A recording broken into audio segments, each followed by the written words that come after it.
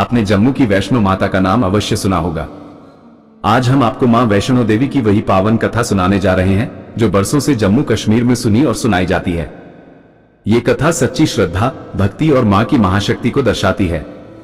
कटरा के पास हंसाली नामक ग्राम में श्रीधर नाम के एक परम भक्त ब्राह्मण रहते थे।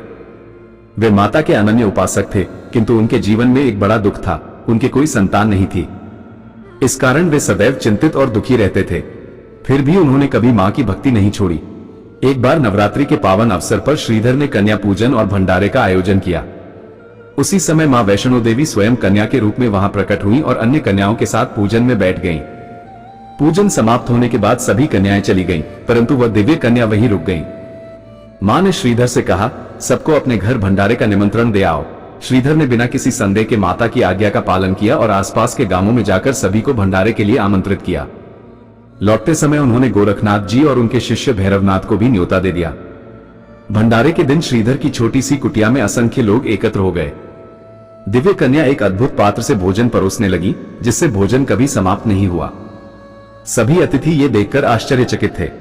जब भोजन भैरवनाथ के पास पहुंचा तो उसने मांस और मदिरा की मांग की। माता ने दृढ़ स्वर में कहा कि ब्राह्मण के भंडारे में ऐसा कुछ नहीं मिलता।